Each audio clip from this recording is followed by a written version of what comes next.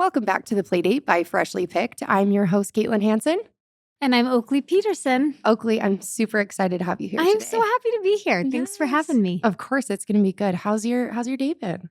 So far, so good. I got the kids to school and came here. I was only 10 minutes late, so I count that winning. as a success. Oh, that's winning. I'm like always 15 minutes You weren't late. today. That was I'm me. like, I wasn't today. I run on Caitlin's standard time is what I call it. Oh, I like it.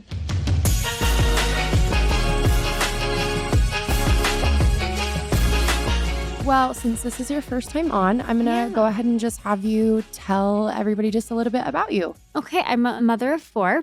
I grew up in Northern California, but I ended up in the Salt Lake area, and I don't think I'll ever leave. I love it here. I never thought you could not have, in college, there was no way I was going to end up in Utah. Yeah. Is your husband from here? Of course. So that's how. Like you marry a Utahn and you're a Utahn. Yep. And then you're stuck. And I've embraced it. I love it here. So this feels like home now. And now I've been here for so long. I'm like, do I even say I'm from California anymore? But it still feels wrong not to. So I grew up in Sacramento area and I've been out here since I was about 20. I got married at about almost 23. I was 23. Started having babies around 25 and, boom, boom, boom, boom, boom, boom, boom, boom, boom. There's boom, boom, boom, 6-year gap, boom. I love it. And I worked in politics before that. Anyways, I never thought I would be entrenched in motherhood the way that I am. Yeah. And I really love it. I love motherhood. I love the kind of motherhood that I have. I feel like we all have very different kinds of motherhood. And I'm loving my kind. Yay. It's been awesome. So I love that. With a lot of ups and downs, Yes. As every life has. But it's a trip, I always say. It sure is. It's a wild trip. It is. Well, today we are going to have you share your birth story. Yes. With us. I love it. I haven't shared, actually, you know what? I was on a different podcast last night and I shared a clip of my birth story, but I'll give you a little more detail because it's been a while since I've really dove in. Every year on my son's birthday, which is in September, so coming up in a few months, I reflect on that day. And it's, it's one of those things that those emotions are so, it becomes raw every year. I kind of remember and we'll talk about that, but I've gone through the different processes of processing that day and given myself, I've come to a place now where I love who I was on that day, even though I felt a lot of guilt and shame around that day for a long time. And now I kind of love it because it shows the things I've done to get to this point. The growth for sure. Yeah. The bond that we have in our family because of that day. So I had a daughter at age 25. She was just very typical, everything about it. When you're a first-time mom, especially when you're young, you don't realize, since then, I've had a lot of experiences with myself and with family members that have really jaded pregnancy. You kind of just go into it with I don't know what I'm doing, blissfully. I'm going to have a baby, Yeah. And so that's my first experience was very normal, I would say very typical. My daughter was, and then also her first year, everything was very typical. Well, when she turned 1, I said, let's do this again. I'm ready. Yeah. And so my husband and I, we found out we were pregnant with a little boy, which was huge because we both have all sisters. So we were like, oh my gosh, we get to do the boy thing. I always wanted a brother. My sisters all call me their only brother. So I was like, let's do this. Just so excited. I mean, the second we found out, I started, picking out nursery stuff and making it really dark blue, modern, I was going all in on the boy. I went all in. I was so excited. There we were I was 37 weeks and so ready to have a baby. When you're like, I know I should not try to make myself have a baby, but gosh dang it, I'm done. Oh, I did the same thing. Yes. So I was 37 weeks and I was just sitting on a yoga ball at 6 a.m. I told my sister the night before, I need you to come over because I think this baby's coming. So she was talking to me on the couch and I'm just bouncing on a yoga ball in my water breaks. And I'm like, oh my gosh. Wait, that's exciting. Did your water break with your first? Yeah, it did. Okay, Isn't that weird? Fun. Because that's what is the percentage? It's low. 20%? It's really low. Yeah. So my first 2, both times that's my water really broke. Exciting. It was so fun. Yeah. It was so fun, especially my first couple experiences. Oh, it's time, you know? So my water broke and it was 9/11. And oh my my gosh. husband's like, wait a minute, can we please keep him in one more day? I don't want him to have such a historically tragic birthday. And I was like, honey, my water broke. Yeah, It's you're like, 7 there's no a.m. choice. Yeah, he's coming. Yeah. So we raced to the hospital and it was the most quick and like, it was just a really fast labor. Like I barely made it in on time. Oh my gosh. They gave me like a spinal block because I didn't have enough time for an epidural. Oh, wow. I was allergic to the spinal block. So I was like breaking out hives, throwing, I stuffed a Snicker bar in my mouth because I knew they were going to tell me not to eat. So I stuffed a Snicker bar in my mouth on the way to the hospital. And then, they were like, okay, this is going to go really fast. You're at 10. Oh my So I just started throwing up Snicker bar and itching all over, ripping cords. I'm like, oh, this is the worst. But then he came really, really fast. And of course, there at that point, you're just like, everything is bliss and wonderful. And it was just, amazing. Yes. So they put him on me and I did notice some differences. Like my daughter was just kind of a long alien baby, like really long and skinny. Yes. And this baby was like shorter and stockier. Like his hands were stubby. And I just thought, oh, cute, different body type. Oh, funny. I didn't think a lot about it. Right. And I knew a lot of people with Down syndrome growing up. Not a lot. I would say I knew a couple people with Down syndrome growing up. And my husband and I had volunteered with an organization that supported families who had children with Down syndrome in college. Just randomly, Amazing. my boss ran this organization. And so we had some experience, but never with a baby. Yeah. So when the nurses are in the corner whispering, and I didn't even notice, I'm just focused on this baby. Because you had no idea going into things. Right. But my husband was watching and noticed them kind of like, and it wasn't my doctor. So she was out of town. So this doctor was in and out. He delivered me and then he had to get to another patient.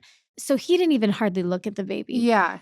But the nurses did. And then they came over and they just said, did you guys do any screening? And mind you, I'm 27, I think. Yeah. And so, no, Yeah. I think I didn't do screening with either until they had me do it with my second. Right. Yeah. Yeah. So that's not normal to do screening, especially back when I had him. Yeah. So I just said, no, I think we'd done like the most generic screening where it tells you like your chances, but it's not like blood work or it's not, or it's not extensive screening, which I did with my other children after. But I said, no, I don't think we had why, and she said, well, your baby looks like he has Down syndrome. And I was like, what? And I was kind of mad at her because she was like ruining this moment. It'd been like 2 minutes. We were just holding him and loving him. And I felt like she was robbing me of that. I'm like, don't give me anything to stress about. Yeah. He's fine. No part of me thought that she was right. Yeah. I don't know if you're like that. And my friends all call me optimistic Oakley. Like I always think everything's going to just work out. Like, that's how my husband is. Okay. Yeah. Every couple needs one. Yeah. I always just I'm not a worrier. I just thought, okay, she's going to come back and apologize. Yeah. And that time I was a little bit insulted. Now I'm like, well, babies with Down syndrome are way cuter anyways. Oh, they're freaking cute. Right. Yes. But at that moment I was kind of insulted and just like, okay, no, I don't think he does, Yeah. I didn't know a thing. Yeah. Well, she kind of steps away and then she comes back like a minute later and she said, I really think we need to take him to the neonatologist to have him looked at. I say, okay, fine. You can take him to the neonatologist. And my husband said, I'll go with him. I'm still like I just had a baby. They're still cleaning me up. Oh my gosh. So he goes with them and they go to the neonatologist. That's like very, very quick and abrupt. It was really fast. I think she knew right away when she was cleaning him up. That's when I think she and the nurses were just kind of looking at each other like, oh, this baby has all the markers. There's 19 different markers. And I think she was sitting there counting all the different markers that he had. So my husband goes with our son and I'm just sitting there like, oh, I just had a baby. I'm texting family. He's here. Like, I'm not even worried Thinking about it. that. Right. And then like 15 minutes goes by and they're not back. And it hits me like, well, what if he does? What does that mean? Yeah. I didn't know anything. I knew some adults and teenagers. I had met teenagers and some older kids with Down syndrome, but I didn't know, like, I don't know what percentage of them are healthy, what I need to be looking for, what I should be concerned about. So it just hits me like this wall of panic. So I say, clean me up and get me to, like, I start to panic, get me to my baby, So they quickly get me in a wheelchair. It's been like 20-ish minutes now. And they wheel me out. And I see my husband down the hall. And I can tell, like, he's got tears in his eyes. And I just knew. I was like, oh, yeah, he does, Mm-hmm. And he walked towards me and I just immediately crumble. And he's like, I think he does, honey. And it's going to be okay. I think he does. And it's going to be okay. The neonatologist had given him like, I want to say like a 95%. It was like 95 or 99 maybe percent chance. She's like, yeah, I think he's got all the markers. His oxygen levels were low. So, which is a common, So anyways, they took him to the NICU. So then I don't even have him yet. They took him to the NICU. That's so hard as a mom that just had a baby too, where it's like, you just want to like, have that skin to skin, have that time with them right after you just. Exactly. So that you can be like, okay, here are the fruits of my labor. Yeah, exactly. Yeah. Anyways, we go to our room and we just both break down. Like we're just both crying. Like, how did this happen? We don't know, At this point, we have no education around it. And there's really not a lot out there. Yeah. Anyways, so we're just crying and so worried. And I'm like, get my baby to me now. Yeah. And so the nurses went and got him. I'm just panicked. Like, I need that baby. So, we held him and this is the guilt I was talking about earlier. I had deleted every picture that day except for one. I have one picture of me that day with my baby because I felt so bad because I was crying and I just looked like I was crying and crying. And so like, I couldn't even look at those pictures. I'm like already getting misty. I know, me too. I like every time I talk about it, it kind of comes back and sometimes I can rein it in and sometimes it like that, those feelings and that raw emotion of like, what do I do? I'm not equipped for this. I don't know what I'm doing. That, the lack of confidence I had in myself as a mom, it hit me so hard. Yeah. And so they bring him to me and I'm just holding this baby and I'm just loving him. And I'm like, oh, this is my boy. And I felt this connection immediately.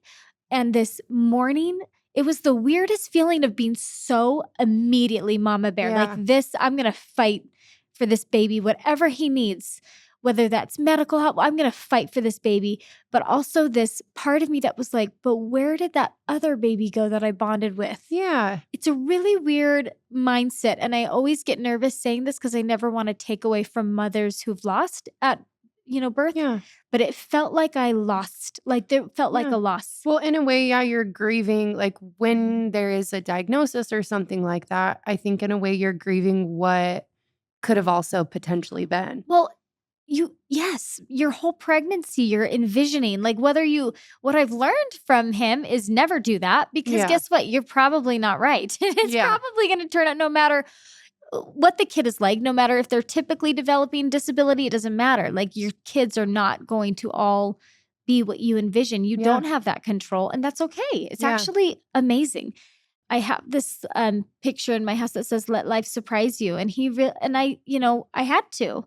He surprised me and that's turned out to be the greatest blessing of my life, but never would I have asked for it. Yeah. Which I, for a long time, felt guilt around that. Like this wasn't what I wanted. And I feel bad about that because I love him more than anything, but that's a really normal feeling to have and that's okay. Yeah. Because now I know better, right? And I didn't back then. And I have to have grace for that, the mom that I was in that moment and that day and the days that followed. I would say it was, for me, a couple weeks of just like love and grief. It was such an interesting feeling to be tethered between the most, strong and intense love and also this grief of like, but what about my boy? What about that boy that I pictured looking just like his dad, which he looks a lot like his dad.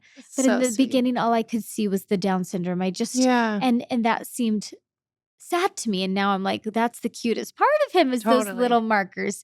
But back then I had to let go of the picture of what I thought I was having. Yeah. Well, I think too, like it probably really did catch you by surprise. Whereas like maybe somebody who gets that diagnosis while they're pregnant, they have that time to kind of think about it too. I honestly think that if I had known in utero while I was pregnant, that would have been harder. Yeah. I think it's meant to be the way it was because I have a lot of friends who did know. And then they spent weeks and weeks Googling and dreading and being Google so can be afraid. your own worst enemy. Anyways, I would have spent weeks, I think, and there's so much inaccurate, outdated, terrible information on Google. Yeah. Like anytime I run into somebody, I just ran into a girl who got a diagnosis while she's pregnant last week. And I said, do not Google. That's like my number one piece of advice. Don't Google.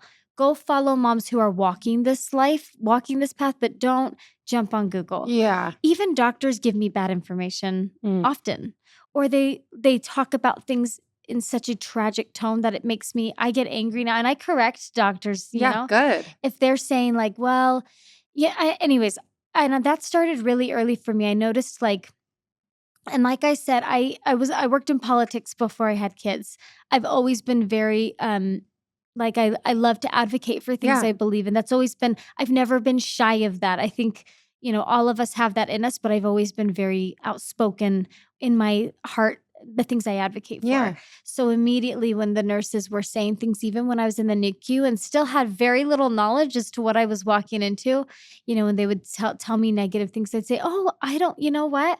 I don't know that that's going to be my story. Yeah. Like, don't tell me someone else's story as if it's going to be my story, because even every kid with Down syndrome is going to have a different experience. Just like it's like saying all of our typical kids are going to have the same experiences. And as well as I do, that's not true. Your two daughters, they're not going to have the same experiences in life, right? And that's the beauty of it. And so very quickly I learned to, advocate for him and to not accept what society was telling me my life was going to look like.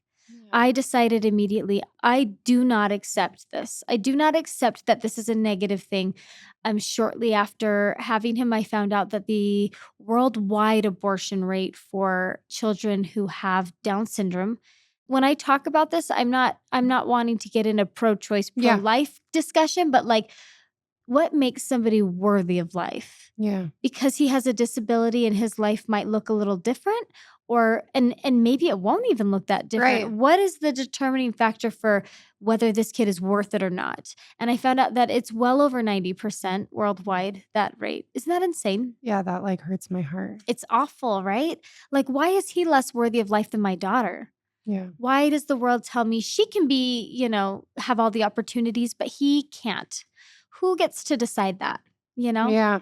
And so pretty early on, I was like, oh, I reject these beliefs. That is not how I'm going to raise this child. That's not how our family is going to, that's not how we're going to live. We're going to live and do all the things we wanted to do, even if it looks different, even if it's trickier. And it is. There are some things that are trickier for sure.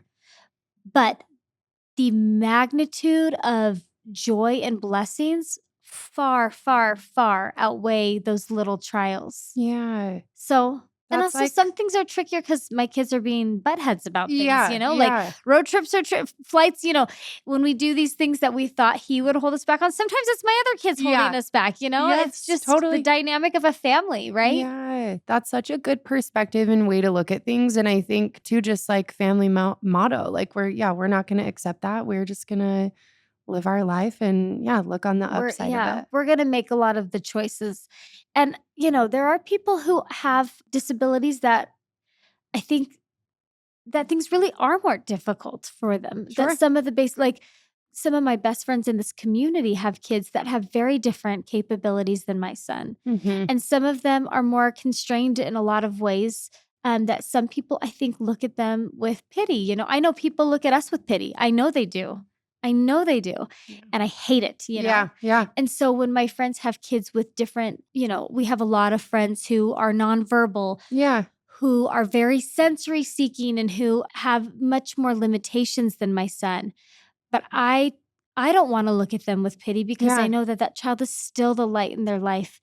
And they've found ways to modify their family journey. And like I said, the magnitude of joy and wonder that our kids bring with disabilities far outweighs the trial, at least for me. Yeah. I don't want to speak for everyone, but for the circle that I run in, that's the way we choose to live. A lot of it is a choice. And sometimes there are days where I'm like, this is freaking hard, Like when I want him to just go to bed and I don't want to have to help him get ready or I know, and we're hurdling a lot of these things right now. He's now able to dress himself in the morning, and he could have years ago if I would have just put in the work to help him gain that independence. But there are different things where some days I'm like, this is hard. Yeah. This is harder. Totally. When I see other 10-year-olds outside riding bikes around and he's inside and not included in that, my heart breaks a little bit, right? Totally. But then I look at the way he changes the lives of the peers he's around at school, and I'm like, he is fulfilled socially. And I have to check myself as a mom. Is he hurting or am I hurting? Right. And there will be times he hurts, right? And when he does, but there are times, way more times, that my other kids hurt from these social situations. Right. So it's a lot of it is perspective, right? Mm-hmm. I like that. There's this, and I can't remember the name of this comedian, but he did like a little bit. He has an uncle. I don't know if you've seen it. Yes, I totally have. Okay. Yeah. He has an uncle that has Down syndrome and then a niece. Yes. And he said, I can always tell when people haven't been around those with Down syndrome because they're like, oh, are they okay? And they're like, they're doing a lot better than you are. He's like, they're the only ones hopped up on Caprisons instead of anxiety and depression medication. And I'm always like, you know what? It's true. Yeah. It's true. Yeah. Like the things that I worry about for my typically developing kids. And some of those things, like some of them cross over, right? Some of them I worry about for all my kids. But the things I really worry about and that all of us worry about for our children, I don't really worry about for him. And what a joy and blessing that is, right? You know, I just worry about him finding meaningful relationships and those things that I work really hard to help him with. But and how special for your family and your kids and the lessons that I'm sure he teaches your other children. Oh my gosh. Well, that's we could take a whole episode on that. Yes. Kids who are siblings of kids with disabilities and special needs are the most amazing people I know. I think that they know like the purest form of love. Yeah, they do. They do. And it helps them. I mean, social and emotional development skills are what this upcoming generation is severely lacking. Yeah. And my kid is like the medicine for that. Yeah. My kids get to do that in their home every day. They get that all the time. My son, who's just under him, Ames is his name. So my son with Down syndrome was Wells. Yeah. We have a daughter, Scarlett. She's almost 13, going on 35. Oh my goodness. And then I've got Wells, who is 10, and that's the 11. Cutest name ever. Scarlett? Wells. I love Wells. Wells, I know. That's on my name list. Is it? It's such a good one. And it's not common. I mean, Scarlett's adorable too. I joked, my husband picked her name. I picked all my boys' names. But I love them all. They're all good. They're all good names. Cute. But his name is Wells. And then my third son is Ames. And then our baby is Fitz. So Ames, though, is right under Wells. And that relationship is the most tender thing ever. Yeah. Yeah. Ames is just the most empathetic. And he seeks out kids with disabilities everywhere we go. He seeks out kids that are neurodiverse, that just have something a little different. Yeah. And he's like, it's just like his favorite thing. Like he prefers all of these kids we have in our little friend group who have Down syndrome. They all seem to have a sibling around my son Ames' age, but he'd rather play with all the kids. Like I feel like it's very, healing's not the right word, but like, it's like a comfort to him to be around those kids. I don't know why. I like that. Yeah, he's very drawn to it. And he asks all the time if Wells can live with him when he gets older. And I'm like, wait, that is I don't know, buddy. I want him to live with me too. Yeah, you're like, I don't want to give shift him around. Yes. Yeah. Anyways, it's pretty sweet. No, that's amazing. Well, tell me about your recovery after having Wells. My recovery after having Wells was pretty standard. I feel like my body recovered fine. It was more of a mental recovery. Something I think is interesting is I totally had baby blues with my daughter. Mm-hmm. For like a couple weeks. I wouldn't say postpartum, but baby blues for sure. And I had them again with my younger boys, but I didn't with Wells. I feel like there was this like tender mercy of like, I'm going to remove that so that you can focus on, what you need to focus on. Yeah, my body healed fine. Yeah, good. As fine as it can. It's never been the same. Right. But I would say my husband, after 24 hours, he cried for I think I'd never really seen him cry. Yeah. Like maybe a tear here and there. He's not a crier. But if 24 hours of just like, what do we do? What's next? Just the fear of the unknown is what it was. And then by day 2, he was like, all right, Special Olympics, like all the things. He was ready to go. And I was like, well, wait a minute.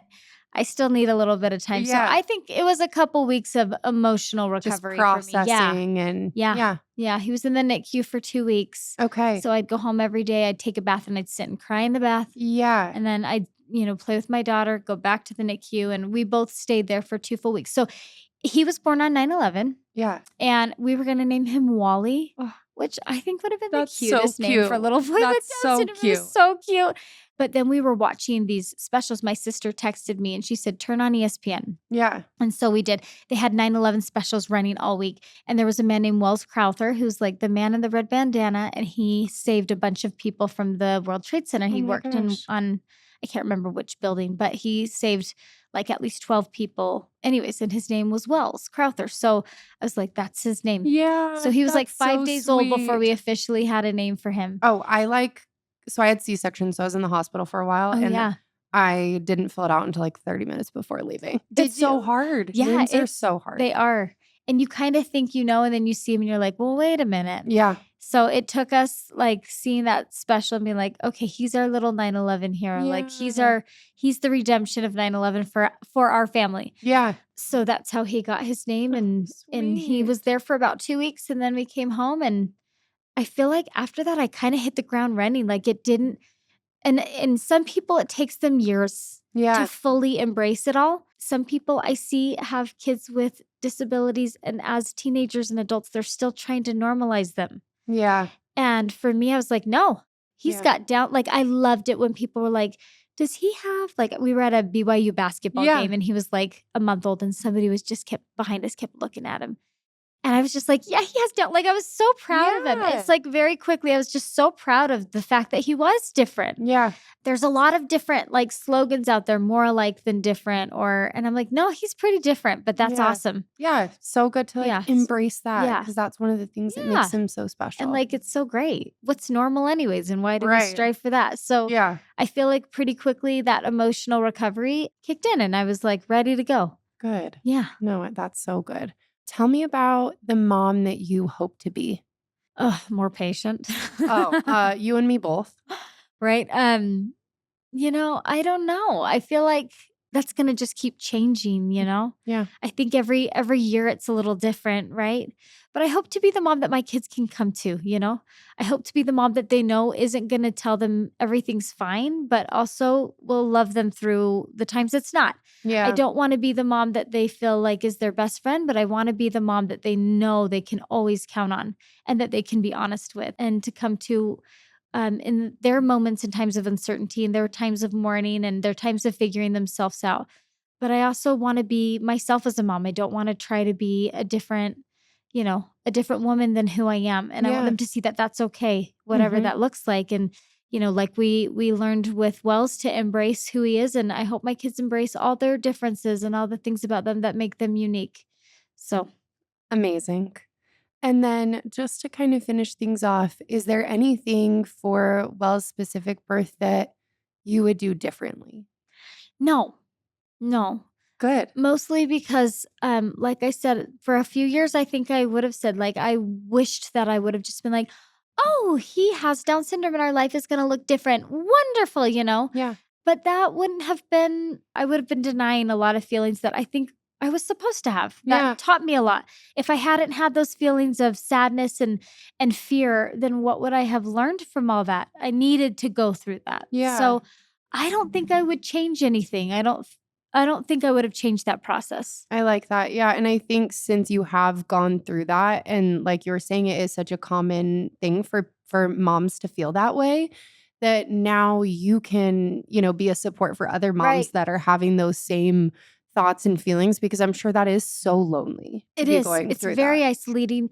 And I would say even still through different points of his life, I have different mourning processes. Like I was saying the other day, seeing 10-year-olds out riding their bikes, I do mourn things sometimes, and that's okay. And I have to honor myself through that. It doesn't mean I have to be sad for a long time or sit in that sadness for, days on end. But in those moments, like I said, I'm an optimistic person, so I can usually shift and be like, you know what? Maybe he's not doing that, but look what he is doing. Yeah. Like my 10-year-old still wants to cuddle me all the time. Yeah. He's still, every time I walk in the door, doesn't matter if I ran to get a drink at the gas station or to pick up a kid from carpool and it's been 10 minutes, he runs to me like I haven't seen him in a month every time. My mom, like he That's the runs and he does that to best. everyone in our family. Cute. Like what other 10-year-old No. boys do that, you know? No. So it's just, I think, you know, I can go through those different mourning processes and then I can pull myself out of them very quickly. Yeah. Yeah. I like that. Well, any advice that you would give to moms? You know, in the last couple of years, I feel like on Instagram, we're so bombarded with what a mom should be and all these different accounts that show us all this really perfect parenting. And I am not that mom. Oh, me either. Like I yell a lot. I am not always my best self. And I think this has sent us this generation of social media and looking for so much advice. And, you know, we look towards moms we admire and we think that's who they are. And we forget like that is such a portion of who they are. Yes. So I think my advice to moms would be don't deny yourself the mom you are. It's okay if you're not good at everything. It's okay if you're the mom who, you know, maybe for me, it's forgets carpool and has a lot of moments of like flightiness and also moments of impatience. It's okay. That's all right. We're not always the moms who get down and talk at their level and like, that's okay. It's okay. But also like you can strive to be a certain kind of mom, but also give yourself a lot of love and grace for the mom that you already are, because every mom I know, even the ones who think they're doing a terrible job, are doing amazing at the things that maybe their kids need. They're still, sure, we still all lack and there's things we could do better and there's things that my kids need that I'm working on every day. But also like, I'm an awesome mom. Even though I literally, should I be super real here and tell you that I got really frustrated the other day and I flicked my cell phone and it hit the TV and literally cracked and broke our TV. You're like, wonderful. Oh my gosh. I just had the biggest temper tantrum of my life. I've totally done something like that. It was like to refrain from like yelling. I just like, well, okay. And I threw I mean, none of us are doing the perfect job. Yeah. And that's great. That's part. okay. And our kids need to see that. They need to see us be human. Yeah. And then come full circle and talk to them and say, hey, mom's just having an off day. I'm sorry, you know? Yeah. And I think just knowing you be the kind of mom you got to be, and just let your kids know you love them. That's all they really need to know, is that you love them at the end of it and that you're working on improving where you lack, you know? Yeah. That's I don't know. Beautiful.